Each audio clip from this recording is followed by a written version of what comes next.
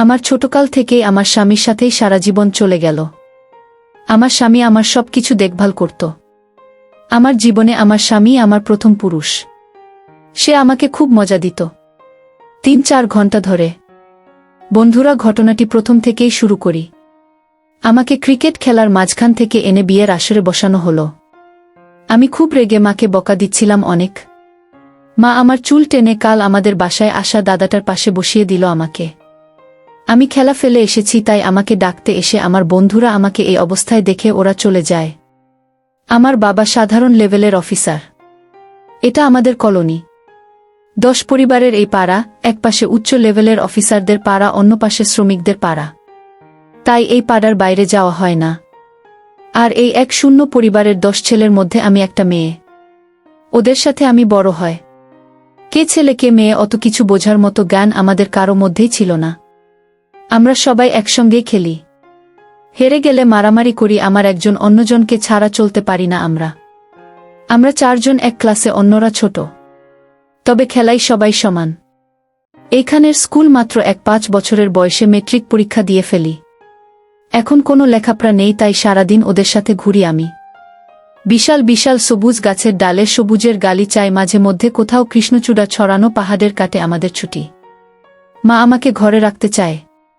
আমি শুনি না, সাথে ছোট ভাই আশিককেও সাথে নিয়ে যায়। একদিন ঘুরতে ঘুরতে বড় সাহেবদের পাড়ায় পেয়ারা চুরি করতে গিয়ে ধরা পড়ে আমি। এখানে এক স্যার আমাকে ডেকে বাবার নাম আর পাড়া কোনটা জিজ্ঞেস করে আমাদের যেতে বলে। ওনার একটা মাত্র ছেলে, সে নাকি প্রতিবন্ধী, তাই তার সাথে বিয়ে দেওয়ার জন্য আমাকে পছন্দ হয়েছে বলল। বাবা চিন্তায় পড়ে যায়। বাবার আপন বলতে শুধু এক বোন। মায়ের দিক থেকে কেউ নেই, কারণ মা ওদের অমতে বাবাকে বিয়ে করেছিল। পিসিটা ঢাকায় থাকে। বাবা ওনাকে সব খুলে বললে উনি ওনার ছেলেকে নিয়ে আসে কাল রাতেই। আজ তার সাথে আমার বিয়ে। আজ রাতেই চলে যাবে ঢাকায়। আমি তখন বুঝিনি বিয়ে কি, কোথায় যাব, এইসব আমি পরে জেনেছি।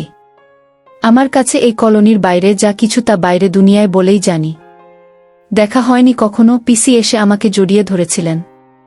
আমি নাকি একদম ওনার মেয়ে ময়নার মতো। ময়নাকে আমি আমার জীবনে একবার দেখেছি। সে বোনটি আমার সব সময় অসুস্থ থাকত। ক্যান্সার শেষমেশ নিয়ে গেল তাকে অন্য দুনিয়ায়।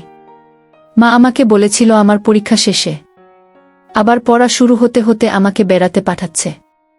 কাপড় নিতে চাইলে আন্টি বলে, ময়নার অনেক কাপড় পরে আছে নতুন, কিছুই তোমার নিতে হবে না। তাও আমি 2টা প্যান্ট নিয়েছিলাম, কারণ সবে সালোয়ার পরা শুরু করেছিলাম, দড়িতে গিট লেগে যেতে, তাই মা রাবার দিয়ে বানিয়ে দেয়া। আমি পুরো রাস্তা ঘুমাচ্ছিলাম। সকালে ডেকে তুলে আমাকে বাসায় ঢোকানো হলো। আমাদের সেমি পাকা ঘর, সাথে সাথে বাথরুম। 4-0 ওয়ার্ডের আর ইট ভেঙে ঘাস ওঠা ঘরে থেকে এই বাড়ি যেন রাজবাড়ি। আমাকে পিসির সাথে রাখা হয়। সারাদিন এই ঘর ও ঘর ঘুরে বেড়ায়, টিভি দেখে আর খেয়ে দিয়ে ঘুমায়।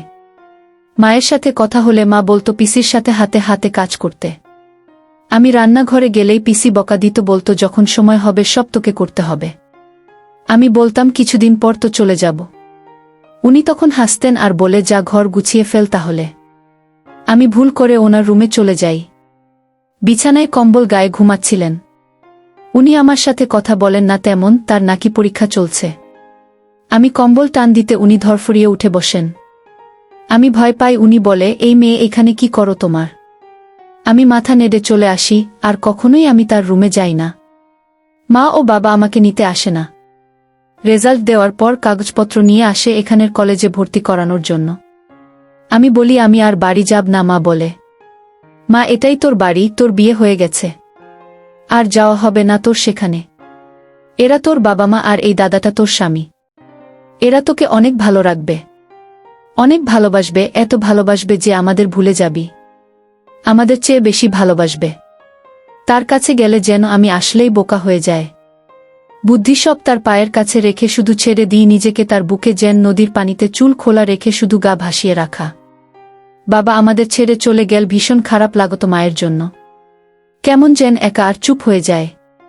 আমার ভয় হয়, ভীষণ ভয় হয়। আমি তো পারবো না এইভাবে একা থাকতে। তার অত্যাচারগুলো ছাড়া তো জীবন ভাবা যায় না। তাকে ভীষণভাবে চেপে ধরি মাঝে মধ্যে, তখন সে আবার হাসে।